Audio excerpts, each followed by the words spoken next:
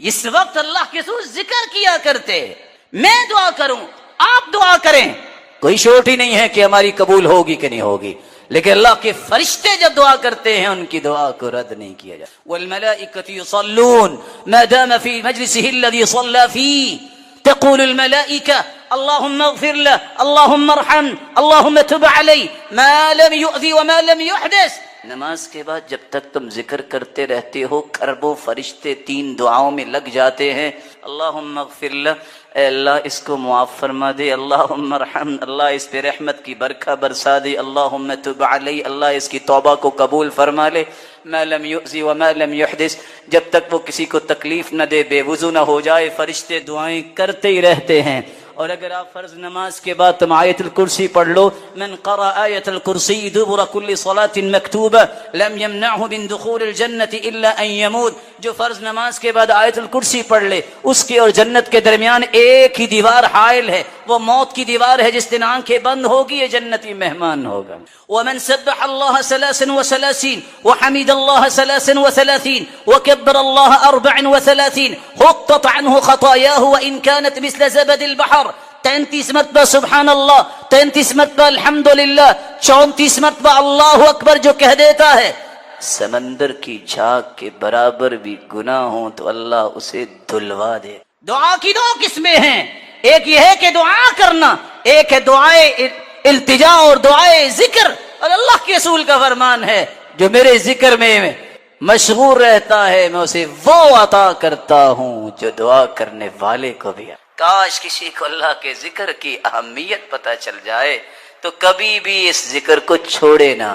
میں آپ سے بھی ادباً گزارش کروں گا اللہ ذوالجلال آپ سب کو جنت الفردوس میں جمع فرمائے. نماز کے بعد گنتی کے 4-5 منٹ ہوتے ہیں، بیٹھ کے اللہ کا ذکر کی. سارہ علیہ الصلاۃ والسلام، ابراہیم علیہ الصلاۃ والسلام کی زوجہ محترمہ جن کے بارے میں صحیح بخاری کی روایت ہے، رسول اللہ صلی اللہ علیہ وسلم نے فرمایا بینما هو ذات یوم وسارہ اذ اتى على جبار من الجبابرہ.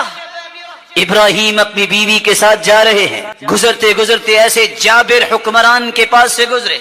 فقیل له انها هنا رجلا معه امرأة من احسن الناس. اس کے چاہنے والوں نے بادشاہ کو خبر دی ایک آدمی گزر رہا ہے جس کے ساتھ شاید کہ دنیا کی خوبصورت عورت ہے. فارسل الیها، اس جابر نے حکم دیا کہ لے آؤ میرے پاس. ابراہیم علیہ الصلاۃ والسلام کو بھی بلایا گیا، بیوی کو بھی بلایا گیا، دونوں کو جدا کر دیا، ایک کو ایک کمرے میں ایک کو ایک کمرے میں. میرا رب اپنے پیاروں کو آزماتا ضرور ہے لیکن گراتا نہیں ہے. ابراہیم علیہ الصلاۃ والسلام موقن بربہ، اپنے رب پہ یقین کرنے والے کمرے میں جاتے اللہ اکبر، نماز شروع کر دی. سارہ علیہ الصلاۃ والسلام جس کمرے میں ہے وہ جابر وہ ظالم اپنے ظلم کی ہوس پوری کرنے کے لیے ذهب يتناولها بيدي، ہاتھ آگے بڑھاتا ہے. فقال، جو ہی ہاتھ بڑھاتا ہے سارہ علیہ الصلاۃ والسلام دعا کرتی ہیں، ہاتھ شل ہو جاتا ہے. کہتا ہے ایک مرتبہ دعا کر دو میرا ہاتھ ٹھیک ہو جائے، میں تمہیں تکلیف نہیں دوں گا. ولا اضرک، میں تمہیں تکلیف نہیں دوں گا. فدعت اللہ فاطلق، سارہ علیہ الصلاۃ والسلام نے دعا کی، ہاتھ ٹھیک ہو گیا. ثم تناولها الثانیہ، پھر آگے ہاتھ بڑھاتا ہے. فاخذ مثلها، سارہ علیہ الصلاۃ والسلام کا یقین کیا کہتا ہے میرا رب اس ہاتھ کو میرے پاس پہنچنے نہیں دے گا. ہاتھ پھر شل ہو گیا. فقال ادع اللہ لی ولا اضرک، ایک مرتبہ پھر دعا کر دو میرا ہاتھ ٹھیک ہو جائے میں تمہیں تکلیف نہیں دوں گا. دعا کی پھر ٹھیک ہو گیا. تیسری مرتبہ پھر ہاتھ آگے کیا، شل ہو گیا. الیقین صلاح اول هذه الامه بالزہد والیقین، جس کو یقین ہو جائے اللہ اسے گرنے نہیں دیتے. کہتا ہے دعا کر دو میرا ہاتھ ٹھیک ہو جائے میں دوبارہ یہ کوشش نہیں کروں گا. باہر نکلا اور کیا کہتا ہے انکم لم تأتونی بانسان، یہ کوئی انسان نہیں لگتا جو تم میرے پاس لے کے آئے ہو. فاخدمها ہاجر، کہا میری طرف سے تحفہ ہے ہاجرہ، یہ لونڈی علیہ الصلاۃ والسلام. اللہ عز و جلال اپنے پیغمبر ابراہیم کو سب کچھ دکھا رہے تھے کہ کیا ہو رہا ہے، وہ دیکھ رہے تھے۔ جب سارہ علیہ الصلوۃ والسلام ان کے پاس پہنچی تو کہتی ہیں رد اللہ کید الکافر واخدم ہاجر، اللہ نے کافر کے شکنجے کو توڑ دیا اور اسی کے ذریعے ہاجرہ بطور تحفہ اور بطور خدمت دے دی۔ انسان ہے، اس میں کمزوری آ جاتی ہے، کسی کی بات سے متاثر ہونا یہ بھی اس کی عادات میں سے ایک عادت ہے۔ زیادہ پریشرائز بھی کرے تو یہ پریشان بھی ہو جاتا ہے، جیسے کہ آج کل طرح طرح کی خبریں، طرح طرح کی باتیں، اور اللہ عز و جلال کے پیغمبر کی بات کو سوچے تو مجھے اور آپ کو شرمندگی ہونی چاہیے۔ ہر بات کو بغیر تحقیق کے اڑا دیتے ہیں، آگے شیئر کر دیتے ہیں۔ کفی بالمرء کذبا ان یحدث بکل ما سمع، آدمی کے جھوٹا ہونے کے لیے اتنا ہی کافی ہے وہ سنی سنائی بات کو آگے کر دے اور اس کی تحقیق نہ کرے۔ اس اعتبار سے دیکھیے اس وقت قوم کس جرم میں مبتلا ہے اور کس طرح لوگوں کے اندر یہ خوف اور ہراس پیدا کر دیا ہے کہ لوگوں کو جان کے لالے پڑ گئے ہیں، حالانکہ صحت مند جو ہے وہ فوت ہو جاتے ہیں، بیمار کتنے سال زندہ رہتے ہیں، کیونکہ فیصلہ اس کا نافذ ہونا ہے۔ اگر احتیاطیں ہی کام کرتی، اللہ ان کو جزائے خیر دے، ڈاکٹرز کو تو کم از کم ڈاکٹرز تو تمام میئرز کا اہتمام کرتے ہیں، وہ تو اللہ کے پاس نہ جاتے۔ اس بات میں مجھے اور آپ کو سمجھ نہیں آتی کہ فیصلہ پھر بھی اللہ کا ہے، اس پہ یقین کریے۔ الا بذکر اللہ تطمئن القلوب، اس کو مینٹین رکھنے کے لیے آپ کو اللہ کا ذکر معمول بنانا پڑے۔ اس یقین کو مینٹین رکھنے کے لیے شریعت نے دوسرا پہلو بیان کیا ہے، یا ایھا الذین آمنوا صلوا علیہ وسلموا تسلیما، کثرت سے اپنے رب کا بھی تذکرہ کیجئے اور کثرت سے اپنے رب کے محبوب پر درود بھیجئے۔ دو چیزیں جب تک آپ یقین کے ساتھ رکھیں گے، آپ کا یقین کبھی تزلزل کا شکار نہیں ہوگا، کبھی آپ کو پریشانی لاحق نہیں ہوگی۔ اسی لیے تو اللہ جلال نے فرمایا ہے کہ ان دلوں کو سکون اللہ کے ذکر سے ملتا ہے۔ اس لیے تو اس کے محبوب نے فرمایا تھا جب تم کثرت سے درود پڑھو گے، اذن تکفی ہمک وَيُغْفَرُ لَكَ ذَنبُكَ، تمہارے گناہ بھی اللہ سارے معاف کر دیں گے اور سارے کے سارے غموں کو اللہ ذو الجلال خود دور فرما دیں گے۔ اس لیے ابو ثعلبہ الخشنی رضی اللہ تعالی عنہ روایت کرتے ہیں، رسول اللہ صلی اللہ علیہ وسلم نے فرمایا، اذا كان لیلۃ النصف من شعبان، جب شعبان کا نصف ہوتا ہے، اطلع اللہ الی خلقہ، اللہ رب العزت اپنی مخلوق کی طرف جھانکتے ہیں، فیغفر للمؤمنین، مومنوں کو اللہ رب العزت معاف فرما دیتے ہیں، ویملی للکافرین، اور کافروں کو مہلت دے دیتے ہیں، ویدع اہل الحقد بحقدہم حتی یدعوہ، اور جن لوگوں کے دل میں کسی کے بارے میں حسد ہوتا ہے، حقد ہوتا ہے، بغض و عداوت ہوتی ہے، تو اللہ رب العزت ان کو چھوڑ دیتے ہیں، ان کے نامہ اعمال کو دیکھنا پسند نہیں کرتے اور ان کے بارے میں بخشش کا فیصلہ بھی نہیں ہوتا۔ بلکہ رسول اللہ صلی اللہ علیہ وسلم نے فرمایا، فَيَغْفِرْ لِجَمِيعِ خَلْقِهِ إِلَّا لِمُشْرِكٍ أَوْ مُشَاحٍ، اللہ رب العزت ہر ایک کو معاف فرما دیتے ہیں، مشرک کو معاف نہیں کرتے، مشاحن کو معاف نہیں کرتے۔ مشاحن وہ شخص جس کے دل میں کسی شخص کے بارے میں بغض ہے، عداوت ہے، تعصب ہے، حسد ہے، ایسے شخص کو اللہ معاف نہیں کرتے۔ سال کے اندر بہت سارے ایسے مواسم رکھے ہیں جن میں متقی اپنے تقوی کی تجارت کو فروغ دیتے ہیں اور مومن اپنے ایمان کی تجارت کو بڑھاتے ہیں۔ ان میں سے ایک تجارتی موسم رمضان مبارک کا بھی آنے والا ہے۔ اس مہینے کے لیے رسول اللہ صلی اللہ علیہ وسلم نے جو امت کو رہنمائی دی، آپ صلی اللہ علیہ وآلہ وسلم نے شعبان کے اندر روزے رکھے. کیوں روزے رکھے؟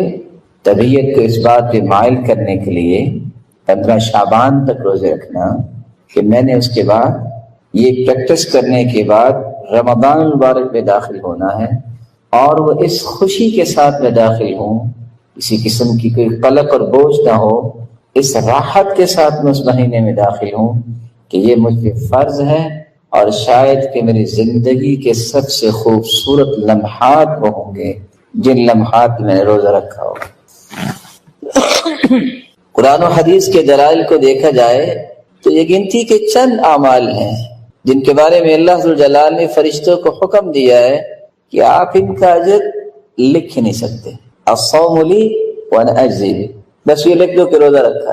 فرشتوں کے پاس کیلکولیشن کا کتنا بڑا نظام ہے، وہ کیلکولیٹ ہی نہیں کر سکتے کہ اللہ ذوالجلال روزے کا اجر کتنا دیں گے. اس لیے اللہ ذوالجلال نے فرمایا کہ الصوم لی وانا اجزی بہ، بس یہ لکھ دو کہ روزہ میرے لیے ہے اور اس کا اجر بھی میں اپنی شان اور عظمت کے مطابق. اس کی ایک جھلک حدیث نے بیان کی ہے جو صحیح بخاری اور صحیح مسلم کی روایت ہے.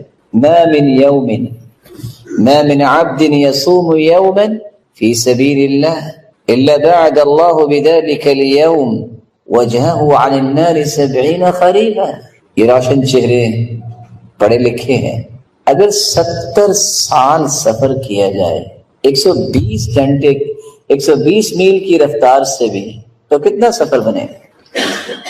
ایک روزہ اور وہ بھی نفلی روزہ اللہ کی راہ میں کوئی رکھتا ہے تو 70 سال میں جتنا سفر ہوتا ہے رب تعالیٰ اس انسان کو جہنم سے اتنا دور کر دیں. اگر نفلی روزے کی یہ شان ہے جو صحیح بخاری اور مسلم کی روایت بتا رہی ہے تو اللہ جلال نے اس فرض روزے کا انعام کتنا رکھا ہوگا. اس لیے جب صحابی ابو امامہ رضی اللہ تعالی عنہ نے سوال کیا تھا کہ مجھے کوئی وصیت کیجیے، فرمایا علیک بالصوم فإنہ لا مثل لہ، تم روزہ رکھا کرو، اس کے مثل کوئی عمل نہیں. لیکن یہ رمضان پہلا رمضان نہیں ہے جو ہماری زندگی میں آئے گا. کتنے یہ مبارک مہینے آئے، لیکن ان مہینوں سے میں نے فائدہ کتنا لیا، اور میرا فائدہ لینے کے سامنے رکاوٹیں، ہرڈلز اور کتنی مشکلات آئیں، میں نے اس کو کبھی امیجن نہیں کیا. میں چاہوں گا کہ اس زمن میں آپ کی خدمت میں 5 گزارشیں رکھوں کہ آپ زندگی کے کسی بھی مہینے میں ہیں، یہ 5 چیزیں آپ کے ساتھ رہنی چاہیے. اگر آپ سمجھتے ہیں کہ زندگی کا ہر لمحہ اللہ جلال کے یہاں پسندیدہ بن جائے تو آپ جب تک ان 5 چیزوں کو اپنے ساتھ نہیں رکھتے، یہ زندگی کے ایام گزرتے جا رہے ہیں. رمضان آتا بھی ہے اور مکمل بھی ہو جاتا ہے، آئندہ سال پھر آتا ہے. یہ تو اللہ کی رحمت اور نعمت جاری و ساری ہے. سوال یہ ہے ماذا استفدنا من هذا الشهر الفضيل، اس فضیلت والے مبارک مہینے سے ہم نے فائدہ کیا لیا. اگر آپ زندگی کے لمحات کو صحیح استعمال کرنا چاہتے ہیں تو سب سے پہلی گزارش یہ ہے، جب تک آپ اپنی نیت کو خالص نہیں کرتے کہ میں نے رب کی رضا حاصل کرنی ہے، مجھے اللہ ذوالجلال کی خوشنودی چاہیے، بس وہ مجھ سے راضی ہو جائے، اس وقت تک بڑی سے بڑی عبادت بھی آپ بجا لاتے ہیں وہ اللہ کے ہاں اس کا کوئی ویٹیج اور وزن نہیں. ان اللہ لا يقبل من العمل الا ما كان له خالصا وابتغي به وجهه. اللہ ذوالجلال صرف وہ عمل قبول کرتے ہیں جو خالص اس کی رضا کے لیے کیا. دنیا کے اندر کاروبار کرنے والے 50-50 60-40 70-30 اپنی پسند کی ریشو رکھ کے کاروبار کرتے ہیں، لیکن جب حساب کرتے ہیں ایک پیسہ نہیں چھوڑتے. عبادت اتنی حساس ہے کہ اگر 99% آپ نے اللہ کے لیے عبادت کی ہو اور 1% لوگوں کے لیے کہ لوگ بھی واہ واہ کریں، لوگ مجھے اپریشیٹ کریں، تو اللہ جلال قیامت کو فرمائیں گے ترکتہ وشرکہ، میں نے اپنے 99% بھی چھوڑے جس کے لیے تم نے 1% عبادت کی تھی. فلیطلب ثوابہ من عندی، آج بدلہ اسی سے جا کے لے لو. اس قدر خسارے کی بات ہے. اور جرجانی رحمہ اللہ سے جب کسی نے پوچھا تھا کہ اخلاص ہے کیا، وہ کہا کرتے تھے اللہ تطلب لعملک شاہدا غیر اللہ، دنیا میں سب سے زیادہ ریلائبل کام وہ ہوتا ہے جس کے گواہ ہوں۔ اللہ عز و جلال کے ہاں سب سے ریلائبل کام وہ ہے اس میں اللہ کے سوا کوئی گواہ نہ ہو۔ یہ شعور جب انسان کو آتا ہے، بات کرتے وقت، عمل کرتے وقت، نیکی کرتے وقت، عمل صالح اختیار کرتے وقت، میں کس کے لیے کر رہا ہوں؟ مجھے تو رب کی رضا چاہیے، میرے مالک تو راضی ہو جانا، میرے مالک اپنی رضا کے لیے اسے خاص کر لینا۔ یہ شعور اگر بیدار ہو جائے تو اس سے قیمتی انسان روئے زمین پہ نو ڈاؤٹ کہ جہاد کتنا عظیم کام ہے۔ شریعت نے جو 2-3 باتیں بیان کی ہیں جن کا وزن میں اور آپ نہیں کر سکتے۔ پہلی بات ذروۃ سنامہ الجہاد، یہ معمولی بات نہیں، اسلام کی کوہان اور بلندی اور چوٹی جہاد ہے۔ باب من ابواب الجنہ یذہب اللہ بہ الہم والغم، یہ جنت کے دروازوں میں سے ایک دروازہ ہے۔ اس لیے فرمایا نا من لم یغض ولم یحدث بہ نفسہ مات علی شعبۃ من النفاق، جو شخص اعلاء کلمت اللہ کے لیے جہاد کرتا نہیں ہے اور نہ ہی اس کی نیت ہے، اسی حالت میں دنیا سے چلا جاتا ہے تو نفاق کی موت۔ اور صحیح بخاری اور مسلم کی روایت ہے کہ صحابی نے سوال کیا تھا دلنی علی عمل یعدل الجہاد، کوئی ہے اس کے برابر عمل؟ اللہ کے رسول صلی اللہ علیہ وسلم نے فرمایا لا اجدہ، نہیں، الا رجل خرج بنفسه وماله ولم يرجع من ذلك بشيء۔ اس کے باوجود اللہ کے رسول صلی اللہ علیہ وسلم سے سوال کیا گیا، اور سوال کیا تھا؟ اے اللہ کے رسول صلی اللہ علیہ وسلم ارأيت الرجل يغزو يريد الاجر والذکر ما له، ایک شخص یہ عظیم کام بھی کرنا چاہتا ہے، اجر کا بھی طالب ہے، لیکن ساتھ اس چیز کی بھی تڑپ ہے، وہ ذکر، لوگ کہیں کیا بہادر ہے، بہادری کے تذکرے ہیں، ما له، اسے کیا ملے گا؟ تو آپ صلی اللہ علیہ وسلم نے جواب دیا تھا لا شیء لہ، اس کو کچھ بھی نصیب نہیں ہوگا۔ نکرہ نفی کے سیاق میں ہے، والنکرہ تدل علی العموم، اس کو کچھ بھی نصیب نہیں ہوگا۔ اور حدیث بیان کرتی ہے میدان جنگ میں بھی کافروں کی صف ہے، مومنوں کی صف، اگر کوئی وہاں بھی گر جاتا ہے اللہ اعلم بنیتہ، اس کی نیت کو بھی اللہ جانتا ہے۔ اس لیے میرے بھائی، میرے محترم، میرے معزز، میرے مکرم، میرے محتشم، اپنی نیت کو خوبصورت بنانے کے لیے ہر وقت شعور کو بیدار رکھیں۔ عمر جیسے رضی اللہ عنہ وہ کیا کہا کرتے تھے؟ اللہم اجعل عملی کلہ صالحا واجعلہ لوجہک خالصا ولا تجعل فیہ لأحد نصیبا، اللہ میرے ہر عمل کو صالح بنا، سنت کے مطابق یہ صالح عمل ہے، وَاجْعَلْهُ لِوَجْهِكَ خَالِصًا، اللہ اپنی رضا کے لیے اسے خالص بنا، وَلَا تَجْعَلْ فِيهِ لِأَحَدٍ نَصِيبًا، اللہ کسی کا حصہ نہ رکھنا۔ یہ شعور جب انسان کو نصیب ہو جائے، ایم اللہ، اللہ کی قسم، جو پھر عبادت میں لذت نصیب ہوتی ہے بندے کو، وہ انسان تصور نہیں کر سکتا۔ اس لیے فضائل ابن عیاض رحمہ اللہ جب ان کے بیٹے علی نے کہا ابا جان ایک بات تو بتائیے، جو صحابہ تھے، تابعین تھے، تبع تابعین تھے، ان کی زبان سے نکلنے والے کلمات میں مٹھاس کیوں تھی؟ قال اتدری بما حلا یا بنی، بیٹے جانتے ہو ان کی زبان سے نکلنے والے کلمات میں اللہ نے حلاوت اور مٹھاس کیوں رکھی؟ کہا اس لیے تو پوچھ۔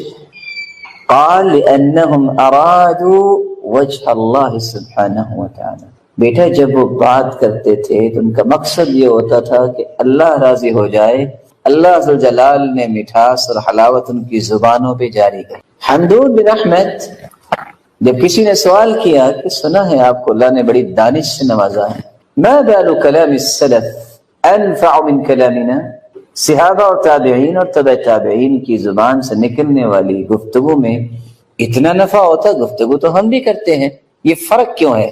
تو حمدون کہتے ہیں بتا دوں؟ کہا پوچھا تو اس لیے ہے کہ آپ بتائیں۔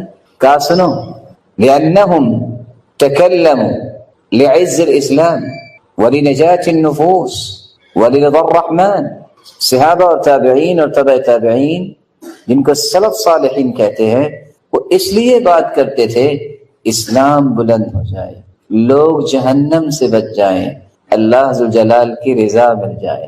وَنَحْنُ نَتَكَلَّمْ لِعِزِّ النَّفْسِ وَلِطَلَبِ الدُّنْيَا وَلِرِضَى الْمَخْلُوق، اور ہم بات کرتے ہیں اسلام کی عزت بنے نہ بنے، ہماری عزت بنے، دنیا مل جائے، اللہ کی رضا ملے نہ ملے، لوگ راضی ہونے چاہیے۔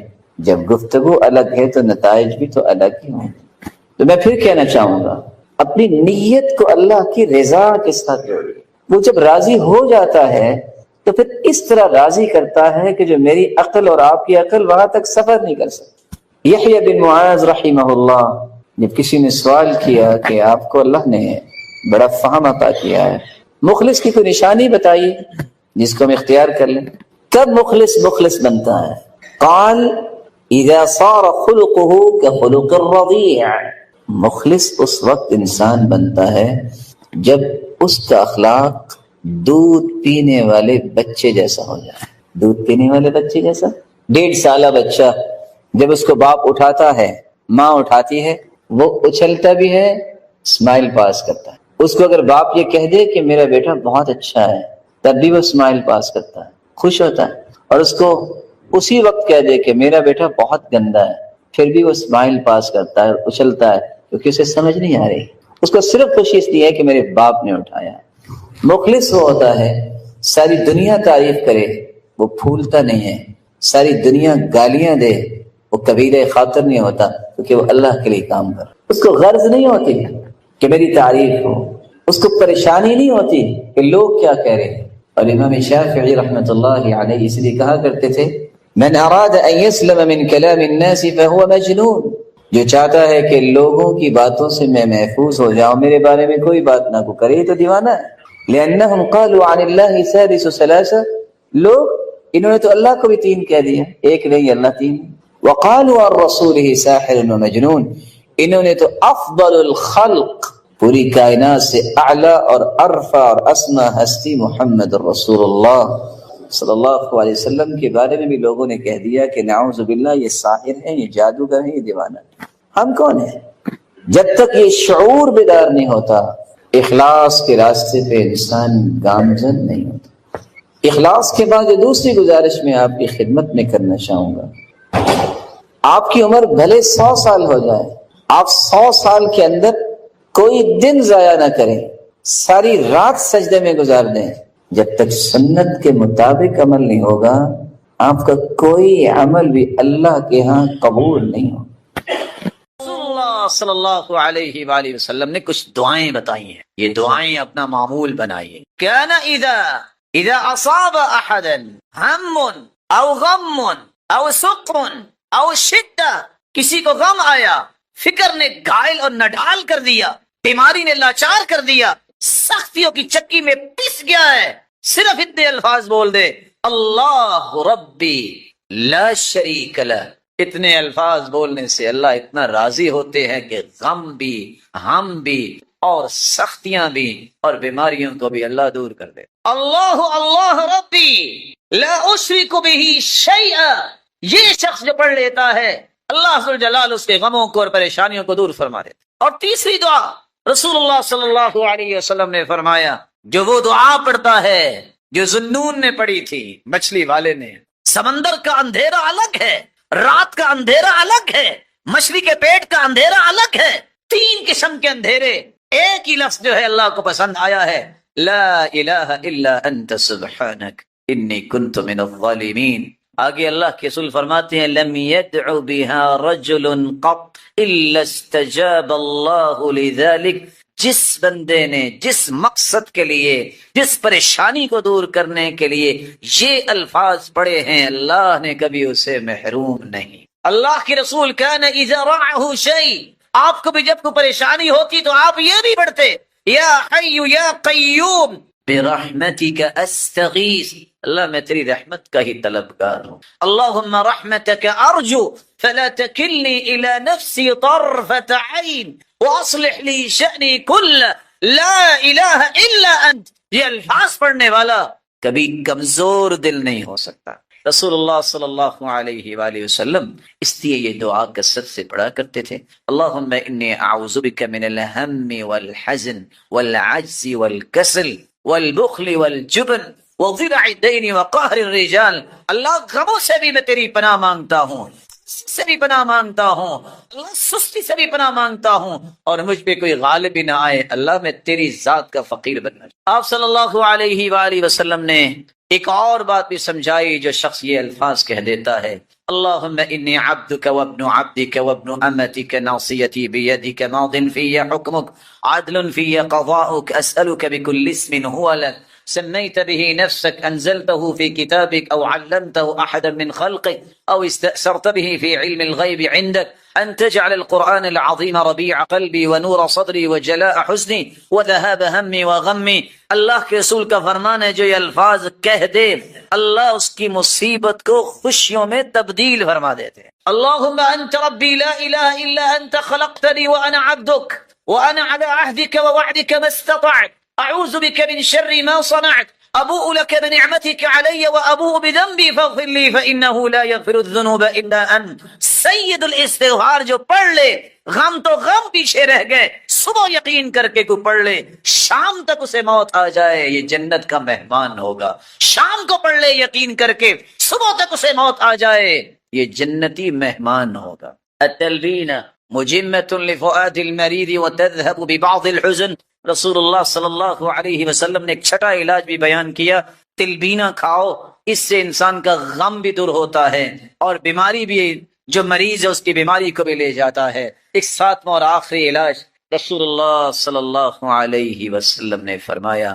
اگر کسی کو صبر نہیں آ رہا تو وہ میری موت کو یاد کر لے کہ اللہ کے پیارے پیغمبر بھی تو دنیا سے چلے گئے، صحابہ پہ کیا گزری ہوگی۔ رسول اللہ صلی اللہ علیہ وسلم نے فرمایا اللہ ذو الجلال اپنے فرشتوں سے پوچھتے ہیں اقبضتم ولد عبدی ثمرۃ فؤادہ، جب تم نے روح کو قبض کیا میرے بندے جو دل کا ٹکڑا تھا کسی کا، یہ بتاؤ اس نے پھر کیا کہا؟ کہا اللہ حمیدک واسترجعک، اللہ تیری تعریف ہی کی ہے اور یہی کہا ہے انا للہ و انا الیہ راجعون، تعریف ہی کی ہے الحمدللہ انا للہ و انا الیہ راجعون۔ اللہ ذو الجلال فرماتے ہیں ابنوا لعبدی بیتا فی الجنہ وسموہ بیت الحمد، میرا آرڈر یہ ہے فرشتوں اگر اس نے تعریف کی ہے انا للہ و انا الیہ راجعون پڑھا ہے جنت میں کہ ایسا محل تیار کر دو ان کے لیے کہ قیامت کے دن جب جنتی جنت میں جائیں تو ہر دیکھنے والا اس محل کی تعریف ہی کرتا رہے۔ ان کلمات کو تلاش کرو جو کلمات اللہ کے رسول نے سکھائے ہیں، جن کو اسم اعظم کہتے ہیں، اسم اعظم کے ساتھ کی گئی دعا رد نہیں ہوتی۔ وہ کون سے کلمات ہیں اسم اعظم کے؟ اللہم انی اسألک بانی اشہدک انک لا الہ الا انت الاحد الصمد الذي لم يلد ولم يولد ولم يكن له كفوا احد، یہ بھی اسم اعظم۔ دوسرا اسم اعظم اللهم لا اله الا انت المنان بديع السماوات والارض يا ذا الجلال والاکرام، یہ بھی اسم اعظم۔ پہلی ابو داود کی روایت اور یہ جامع ترمذی کی۔ اور تیسرا اسم اعظم اللهم انی اسألك بان لك الحمد لا الہ الا انت وحدك لا شریک لك المنان بدیع السماوات والارض ذو الجلال والاکرام، یہ بھی اسم اعظم۔ سنن ابن ماجہ کی روایت۔ اور سب سے آسان اگر یہ یاد نہیں ہو رہا وَإِلَٰهُكُمْ إِلَٰهٌ وَاحِدٌ لَا إِلَٰهَ إِلَّا هُوَ الرَّحْمَٰنُ الرَّحِيمُ، یہ بھی اسم اعظم۔ اگر آپ کو یہ بھی مشکل لگتا ہے الف لام میم اللہ لا الہ الا هو الحی القیوم، ان پانچوں اسم اعظم میں سے کوئی کلمات ضرور اختیار کرے۔ اس کے بعد پھر رسول اللہ صلی اللہ علیہ وسلم پہ درود بھیجیں، اور درود بھیجنے کے بعد سب سے پہلے اپنے لیے دعا کریں۔ دعا کرتے وقت ایک بات کو 3 مرتبہ ضرور کہیں۔ آپ صلی اللہ علیہ وسلم کا طریقہ تھا کان اذا دعا دعا ثلاثا واذا تکلم تکلم ثلاثا، جب بھی آپ دعا کرتے تو 3 مرتبہ دعا کرتے، اور دعا میں زور پیدا کریں۔ یہ نہ کہیں اللہ اگر تو چاہتا ہے تو دے دے، نہیں، انہ لا مستکرہ، اللہ کے فیصلوں کو روکنے والا ہے۔ یہ کہو کہ اللہ مجھے دے، کثرت سے یہ بات کہیں۔ آپ اپنے رب سے مانگ رہے ہیں، اس کے فیصلوں کا کوئی روکنے والا نہیں ہے۔ मत कहिए कि अल्लाह अगर आप चाहते हैं तो दे दे, नहीं, इस यकीन के साथ दुआ कीजिए, या अल्लाह मुझे ये चाहिए और मैंने लेके ही जाना। जो शख्स नमाज के बाद 33 मरतबा सुभान अल्लाह, 33 मरतबा अल्हम्दुलिल्लाह, 34 मरतबा अल्लाहु अकबर कह देता है, उसे मिलता क्या है? 5 इनाम मिलते हैं। पहला इनाम, अल्लाह के रसूल सल्लल्लाहु अलैहि वसल्लम ने फरमाया, गुफ़िरत अन्हु खताया व इन कानत मिस्ल ज़बदिल बहर, अगर किसी के समंदर की झाग जितने भी गुनाह हों सब के सब मुआफ कर दिए जाते हैं। 4 दूसरे इनाम क्या है? सिहाबा आके कहते हैं अल्लाह के रसूल, वो अमीर सिहाबा हज भी करते हैं, उम्रा भी करते हैं, जिहाद भी करते हैं, सदका भी करते हैं, क्योंकि उनके पास माल ज्यादा है। हमें भी कोई ऐसा नुस्खा बताइए कि हम उनके बराबर नेकियों में हो जाएं। अल्लाह के रसूल ने फरमाया, नमाज के बाद 33 मरतबा सुभान अल्लाह, अल्हम्दुलिल्लाह, अल्लाहु अकबर कहोगे, जो दर्जा हज का उन्हें मिलता है तुम्हें भी मिलेगा, जो उम्रे का और जिहाद और सदके का उन्हें मिलता है तुम्हें भी अल्लाह अता करेंगे। कुरान मजीद की सबसे खूबसूरत सूरतें जो फजर की नमाज से पहले 2 रकतों के अंदर पढ़ी जाती हैं, कुल या अय्युहल काफिरून और कुल हुवल्लाहु अहद, बल्कि इस सूरत के अल्फाज अल्लाह के यहाँ मुकाम रखते हैं। इन अल्फाज के साथ अगर दुआ की जाए तो ये इसमें आज़म बन जाता है। जो भी दुआ की जाए अल्लाह उस दुआ को रद्द नहीं करते।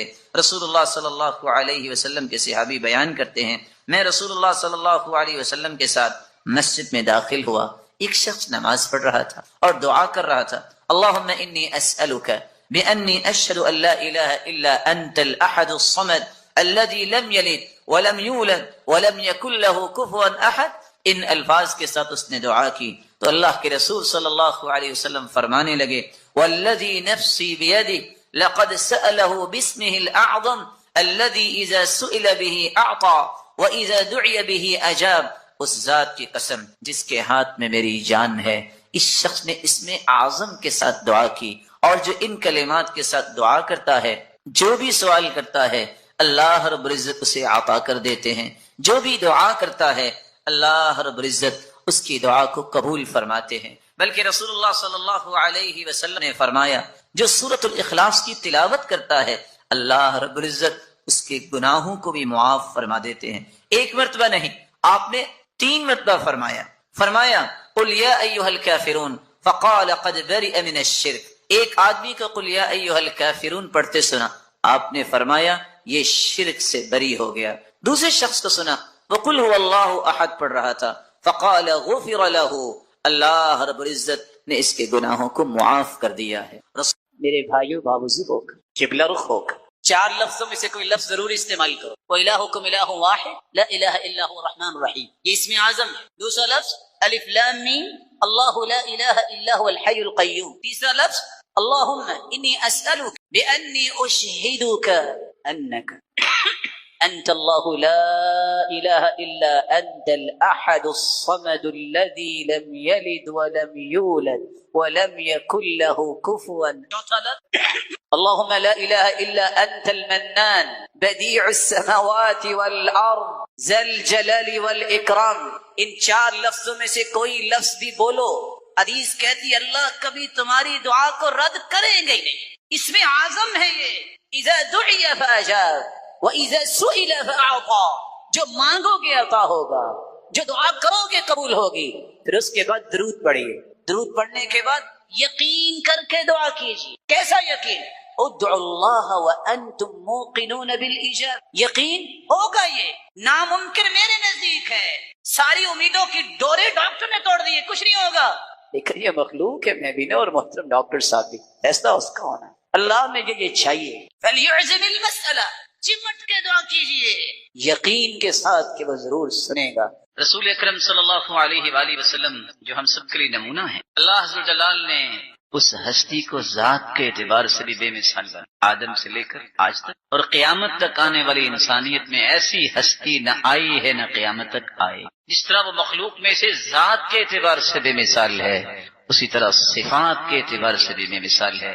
آپ کی ایک صفت یہ بھی ہے، کان النبی اشد حیاء من العذراء فی خدرها، اللہ کے پیارے پیغمبر پردہ نشی کمواری عورتوں سے بھی زیادہ حیا کیا گیا۔ وکان اذا رأى شیئا یکرہہ عرفناہ فی وجہہ، صحابی کہتے ہیں کہ اگر وہ کسی چیز کو ناپسند کرتے تو ہم آپ کے چہرہ مبارک سے پہچان لیتے کہ آپ کو پسند نہیں ہے۔ آپ صلی اللہ علیہ وسلم ایسے کوئی الفاظ نہیں بولا کرتے، اس لیے نہیں بولا کرتے تھے کہ حیا ایک ایسی عظیم نعمت اللہ نے عطا کی تھی، اور جس کو اللہ عطا کر دیتا ہے وہ ہر قسم کی برائیوں سے اپنے آپ کو بچا لیتا ہے، تو وہ تو ذات ہی معصوم تھی، اس سے بڑی ذات تو اللہ نے پیدا کی۔ رسول اکرم صلی اللہ علیہ وسلم نے فرمایا حیات اللہ عز و جلال نے اپنی صفت بھی بیان کی ہے، ان ربکم حیی کریم يستحيي من عبده اذا رفع يديه اليه ان يردهما صفرا خائبتين۔ لوگوں جب انسان گناہ کر کے ہاتھ اٹھا لیتا ہے، گناہ اس نے کیے ہیں، اللہ کو حیا آ رہی ہوتی ہے کہ میرا بندہ اب سچی توبہ لے کے آئے گیا ہے تو میں اس کے ہاتھوں کو خالی یہ اللہ کی بھی صفت ہے حیا کرنا۔ اللہ بھی پردہ پوشی کرتا ہے، من ستر مسلما سترہ اللہ یوم القیامہ، کسی کی ذاتی اگر غلطی ہو اس پہ پردہ پوشی کو کرتا ہے تو قیامت کا دن ہو یجعلہ اللہ تحت کنفہ، اللہ چھپا کے اس سے پوچھیں گے، کوئی نہیں دیکھ رہا ہوگا، میرے بندے یہ تو نعم یا رب اظلمک عبدی، میرے فرشتوں نے کوئی غلط بنے نہیں یا رب، لا یا رب نہیں میرے مالک۔ اللہ فرمائیں گے تو نے ایک کام کیا دنیا تیرے اندر حیا تھی، تو نے لوگوں کی ذاتی غلطی پر پردہ ڈالا، چپکے سے جنت چلے جاؤ۔ اللہ تعالیٰ یہ صلاحیت مسلمانوں کو۔ چھوٹی سی آخری بات کر کے میں اور آپ کے اندر حیا کیسے پیدا کر سکتے؟ بڑا مہم سوال ہے کہ حیا کی اتنی عظمت تو ہے لیکن میں پیدا کیسے کر سکتا ہوں؟ اس کا پہلا طریقہ یہ ہے جتنا ایمان مضبوط ہوگا اتنا حیا مضبوط۔ حدیث آپ نے سن لی ہے، حیا اور ایمان اکٹھے، حیا چلا جائے تو ایمان بھی۔ اپنے ایمان کو مضبوط کیجئے اور ایمان مضبوط ہوتا ہے قرآن و حدیث میں۔ دوسرا طریقہ جسے آپ اپنے اندر حیا پیدا کر سکتے ہیں، استشعار مراقبۃ اللہ سبحانہ وتعالی، اللہ عز و جلال کی مراقبت کا احساس کرنا۔ میں جہاں بھی چلا جاؤں گا میرا رب، میں جہاں بھی چلا جاؤں میرا رب تو دیکھ رہا۔ اللہ عز و جلال کی یہ مراقبت کا احساس جب انسان کو، تو پھر انسان اپنے اندر حیا پیدا کر۔ قرآن مجید کے اندر اللہ عز و جلال نے العلیم 130 مرتبہ اس کلمے کو وارد کیا۔ العلیم کا مطلب ہے اللہ کی صفت ہے، وہ جانتا۔ اللہ عز و جلال نے 130 مرتبہ اس کا تذکرہ کیا۔ اللہ کے نام پڑھنے چاہیے، یاد کرنے چاہیے، ان کے معنی پڑھنے چاہیے۔ اور اللہ عز و جلال البصیر، اللہ دیکھ رہا ہے، دیکھنے والا ہے۔ 31 مرتبہ قرآن مجید میں اللہ تعالیٰ نے اس آیت کو وارد کیا۔ میں ساری دنیا سے بھی چھپ جاؤں لیکن اس سے نہیں چھپ سکتا۔ اس سے انسان کے اندر حیا پیدا ہوگی۔ اور ویسے بھی حدیث میں آتا ہے جو 99 نام یاد کر لیتا ہے اللہ تعالیٰ اس کے بدلے اسے جنت۔ آپ کیا سمجھتے ہیں کہ ایک انسان غموں سے ٹوٹ چکا، مصیبتوں سے چور ہو چکا، گردن جھک گئی، قدم بوجھل ہو گئے، سوچ آگے سفر کرنے سے اپنے ہاتھ کھڑی کر چکی، علاج کیا ہے؟ انزائٹی ہے، ڈپریشن ہے، نہ جانے کون کون سی بیماریوں نے گھیر رکھا ہے، ڈاکٹر کہتے ہیں لا علاج ہے۔ زبان سے یہ الفاظ ادا کرو، اللہم انی عبدک وابن عبدک وابن امتک ناصیتی بیدک ماض فی حکمک عدل فی قضاؤک اسألک بکل اسم هو لک سمیت به نفسک او انزلته فی کتابک او علمته احدا من خلقک او استأثرت به في علم الغيب عندك ان تجعل القرآن العظيم ربيع قلبي ونور صدري وجلاء حزني وذهاب همي وغمي۔ اتنے الفاظ انسان پڑھ لے، دنیا جہان کے غم اس کے سر پہ سوار ہیں، اللہ سارے اتار دیتے ہیں اور اس کے دل کو، قرآن مجید کو اس کے لیے بہار بنا دے۔ ساتھی صحابہ نے پوچھا اللہ کے رسول یہ ہم سیکھ نہ لیں؟ اور ساتھ کیا فرمایا؟ وَأَبْدَلَهُ مَكَانَهُ فَرَجًا، دنیا کی ہر مشکل کی جگہ اللہ آسانی لے آتے۔ فرمایا جو بھی سنے نا اس کو یاد کرنا چاہیے۔ اللہ یبسط الرزق لمن یشاء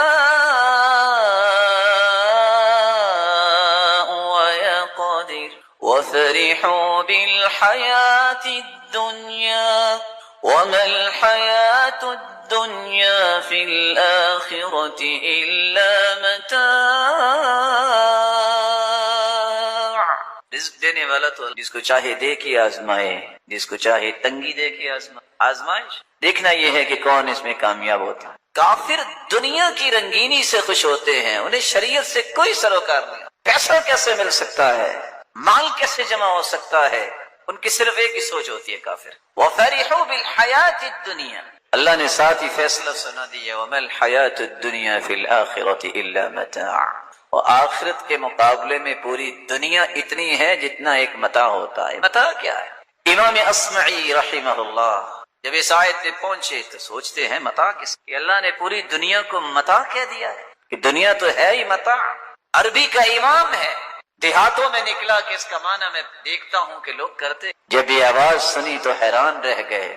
ایک ماں بیٹی سے کہہ رہی تھی یا بنتی ہات المتاع، ایسا پھٹا پرانا کپڑا جس کو استعمال کیا جاتا ہے کسی چیز کی صفائی کے لیے، عام زبان میں جس کو ٹاکیاں بول دیا جاتا ہے، پوری دنیا کی قیمت کو اللہ نے اس پھٹے پرانے کپڑے سے تعبیر کی۔ آخرت کے مقابلے میں اس کی کوئی حیثیت، بلکہ رسول اللہ صلی اللہ علیہ، اگر اللہ ذو الجلال کہ ہاں دنیا کی ایک مچھر کے پر جتنی بھی قیمت ہوتی تو اللہ کسی کافر کو پانی کا گھونٹ نہ پلاتا۔ کسی کافر مسلمان کو بھی دے رہا ہے، بلکہ کافر دنیا میں انجوائے کرتے ہیں، وقتی انجوائے کرتے ہیں، مال ان کے پاس زیادہ ہوتا ہے۔ مومن کے لیے چونکہ آخرت میں ہے اس لیے اسے دنیا میں کچھ صبر کرنا پڑتا۔ تو کافر کی خوشی مال و متاع کو جمع کرنے میں ہوتی ہے، ہدایت، شریعت، اللہ کی کتاب، اس کے رسول کی محبت اور اسی طرح جنت کے نظارے، یہ ان کی خوشی نہیں ہوتی اور نہ ہی انہیں نصیب ہی ہوں۔ کافر ایک دوسری چیز پر بھی خوش ہوتا ہے، فَلَمَّا جَاءَتْهُمْ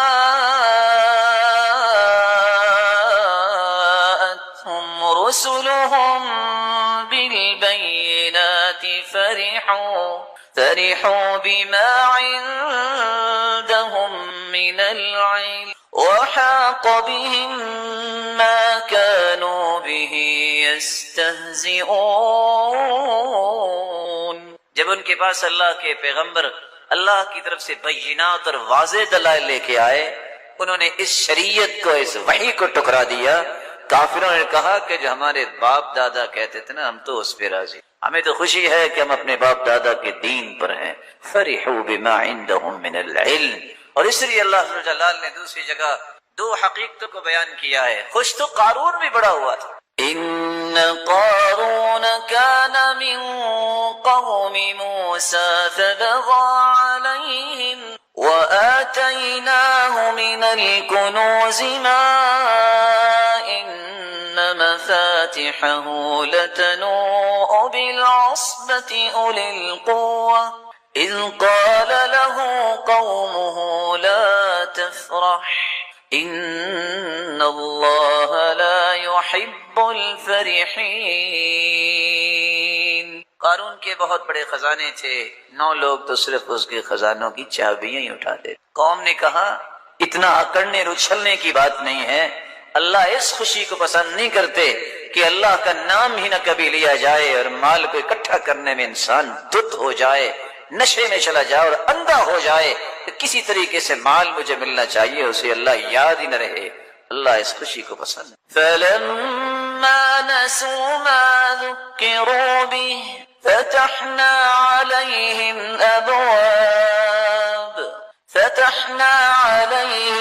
أَبْوَابَ كُلِّ شَيْءٍ حَتَّى إِذَا فرحوا، جب نصیحت کی گئی تو انہوں نے اس نصیحت کو بلا دیا تو اللہ نے سزا کیسی دی؟ دروازے کھول دیے ان کے۔ جب انہیں نعمتیں ملی، نعمتوں پہ اچھلنے لگے کہ لو اللہ کی پسند ہے تو ہمیں نعمتیں ملی نا۔ حتی اذا فرحوا بما اوتوا اخذناهم بغتة فإذا هم مبلسون فقطع دابر القوم الذين ظلموا والحمد لله رب العالمين۔ ایک شخص آ کے کہتا ہے یا رسول اللہ صلی اللہ علیہ، میں ایک مسئلہ لے کر آیا ہوں آپ کے پاس، اس مسئلے نے قد ارہقتنی واسقمتنی، اس نے مجھے توڑ کے رکھ دیا ہے، میں بیمار ہو گیا ہوں اس مسئلے، مجھے اس کا حل ہے۔ غم دیکھیں، رسول اکرم صلی اللہ علیہ وسلم نے پوچھی کون سی بات جس نے تمہیں توڑ کے رکھ دیا ہے، تھکا دیا ہے، بیمار کر دیا ہے؟ احزنتنی، اس شخص نے کہا کہ مجھے غم زدہ کر دی۔ کس چیز نے غم زدہ کیا ہے؟ اللہ کے رسول اس چیز نے غمزدہ کیا ہے کہ میں جہنم سے کیسے بچ سکتا ہوں اور جنت میں کیسے یہ ہے غم، یہ ہے اصل فکر کی بات، یہ ہے اصل سوچنے کی بات، جس کو قرآن مجید نے کچھ یوں بیان کیا ہے فَمَن زُحْزِحَ عَنِ النَّارِ وَأُدْخِلَ الْجَنَّةَ فَقَدْ فَازَ وَمَا الْحَيَاةُ الدُّنْيَا إِلَّا مَتَاعُ الْغُرُورِ۔ اس کو اللہ نے جنت میں داخل کر دی، اصل کامیابی ہے۔ دنیا تو دھوکے کا سامان ہے، میں اور آپ اگر اپنے آپ کو دھوکہ دیتے رہیں گے کہ دنیا کوئی دیکھے آخرت کی کیا ضرورت ہے، تو یہ دھوکہ ہم اپنے آپ کو دیں، کسی کا کوئی نقصان۔ آج چاروں طرف ایک ہی آواز ہے کہ مجھے خوشی ملنی چاہیے۔ صحابہ کرام کی زندگی کا ترہ امتیاز تھا کہ میں کس کس کو خوشی دے سکتا ہوں۔ رسول اللہ صلی اللہ علیہ وسلم کے پاس ایک آدمی آتا ہے اور آ کے سوال کرتا ہے ای الناس احب الی اللہ، اللہ کے پیارے پیغمبر ایک سوال کرنا چاہتا ہوں۔ ہر شخص دنیا میں کوئی کسی کا پیارا بننا چاہتا ہے، میرا سوال یہ ہے کہ اللہ ذوالجلال کے ہاں سب سے محبوب ترین انسان کون ہے؟ ابھی اس سوال کا جواب نہیں آیا، اس نے ایک دوسرا سوال کر وَأَيُّ الْأَعْمَالِ أَحَبُّ إِلَى اللَّهِ، اللہ کے رسول صلی اللہ علیہ وسلم لوگ ایسے کام کرتے ہیں جو اچھے کام ہو، جن کو اللہ نے نیک طینت بنائی ہو۔ میرا سوال یہ ہے کہ سب سے محبوب ترین عمل کون سا ہے اللہ کے نزدیک؟ آپ صلی اللہ علیہ وآلہ وسلم نے یہ دونوں سوال سنے، اور ان دونوں سوالات کو سننے کے بعد پھر آپ نے جو جواب دیا، کیا کمال کا جواب ہے، جو میرے اور آپ کے لیے سوچنے اور فکر کرنے کی بات اس میں موجود ہے۔ احب الناس الی اللہ انفعهم، اگر تمہارا جی چاہتا ہے کہ قیامت کے دن ان لوگوں کی صف میں کھڑے ہو جاؤ جو اللہ ذوالجلال کے ہاں محبوب ترین لوگ ہیں، اس کے لیے کام کرنا ہوگا۔ انفعهم للناس، وہ لوگ اس صف میں کھڑے ہوں گے جو لوگوں کو سب سے زیادہ نفع پہنچانے والے، زبان سے نفع، اپنے مال سے نفع، اپنی عقل و فراست سے نفع، علم و دانش سے نفع، کس طرح لوگوں کو نفع مل سکتا ہے اس کی ایک ہی فکر ہوتی ہے، اور یہاں فکر ہوتی ہے کس طرح مجھے نفع مل سکتا ہے۔ دونوں میں فرق ہے۔ رسول اللہ صلی اللہ علیہ وآلہ وسلم نے